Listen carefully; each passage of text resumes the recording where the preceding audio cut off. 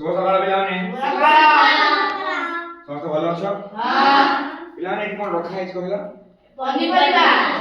ପନିପରିବା ଆଜି ଆମେ ସବୁ ପନିପରିବା ଶିଖିବା ଠିକ ଅଛି? ପିଲାମାନେ ଏଇଟା କଣ କହିଲେ? ମକାକୁ ଇଂଲିଶରେ କଣ କହିବେ ଜାଣିଛ? କର୍ନ। ମକାକୁ ଇଂଲିଶରେ କର୍ନ କହିଲେ ଠିକ ଅଛି? ମକା ଖାଇ ସମସ୍ତେ ପିଲାମାନେ? ଠିକ ଅଛି। ଏଇଟା କଣ ପିଲାମାନେ? ଲେମ୍ବୁ ଅଛି ସମସ୍ତଙ୍କ ଘରେ ଗଛ ଅଛି ସମସ୍ତଙ୍କର? ଲେମ୍ବୁ ଆଚ୍ଛା ପିଲାମାନେ ଲେମ୍ବୁକୁ ଇଂଲିଶରେ କଣ କହିବେ ଜାଣିଛ? ଲେମନ।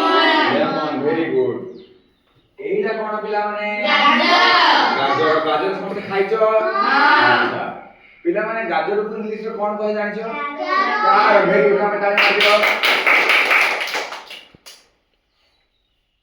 ପିଲାମାନେ ଏଇଟା କଣ କହିଲ? ପତ୍ରକୋବିକୁ ଇଂଲିଶରେ କଣ କହିବେ ଜାଣିଛ ପିଲାମାନେ? ଜାଣିନ ପିଲାମାନେ ଇଂଲିଶରେ କଣ କହିବେ ପତ୍ରକୋବି? আচ্ছা পত্রকোবিକୁ ইংলিশରେ କୁହାଯାଏ କ୍ୟାବେଜ। କ୍ୟାବେଜ କୁହାଯାଏ ଏବଂ କଲିଫ୍ଲାୱାର ବୋଲି ମଧ୍ୟ କୁହାଯାଏ। ଠିକ ଅଛି? କ୍ୟାବେଜ କୁହାଯାଏ। ପତ୍ରକୋବିକୁ କ୍ୟାବେଜ କୁହାଯାଏ। ପତ୍ରକୋବି ଖାଇଛ ପିଲାମାନେ ସମସ୍ତେ? Very good. ପିଲାମାନେ ଏଇଟା କଣ କହିବେ ଜାଣିଛ? ସିମଲା ଲଙ୍କା। ସିମଲା ଲଙ୍କାକୁ ପିଲାମାନେ ଇଂଲିଶରେ କଣ କହିବେ ଜାଣିଛ? କ୍ୟାପ୍ସିକମ।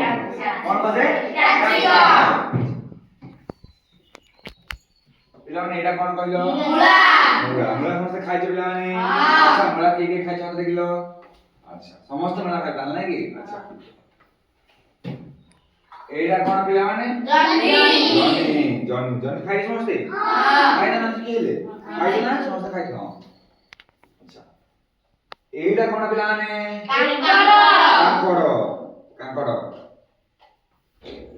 ପିଲାମାନେ ଏଇଟା କଣ? କଲରା କାହାକୁ ଖାଇବାକୁ ଭଲ ଲାଗେ? ଆଉ ଦେଖିଲ କାହାକୁ ଖାଇବାକୁ ଭଲ ଲାଗେ କଲରା? ସମସ୍ତଙ୍କୁ ଖାଇବାକୁ ଭଲ ଲାଗେ କଲରା ଖାଇବାକୁ? ତମକୁ ଭଲ ଲାଗେ କଲରା ଖାଇବାକୁ? କଲରା ଖାଇଲେ ଦେହ ପ୍ରତି ସ୍ୱାସ୍ଥ୍ୟକର। ଆଚ୍ଛା ପିଲାମାନେ କଲରାର ସ୍ୱାଦଟା କେମିତି? ପିତା।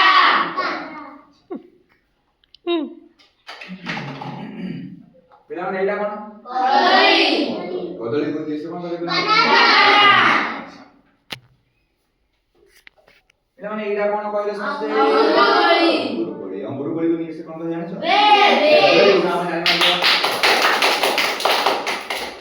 ଏଇଟା କଣ ପିଲାମାନେ? ଆମ୍ବ ଖାଇଛ ପିଲାମାନେ ସମସ୍ତେ? କାହାର ଗଛ ଅଛି ପିଲାମାନେ? ଦେଖିଲ ଆମ୍ବ ଗଛ କାହାର ଅଛି? Very good.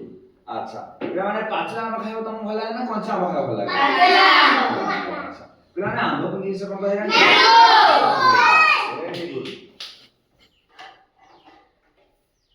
ପିଲାମାନେ ଏଇଟା କଣ କହିଲ? ସପୁରୀ ଖାଇଛ ପିଲାମାନେ?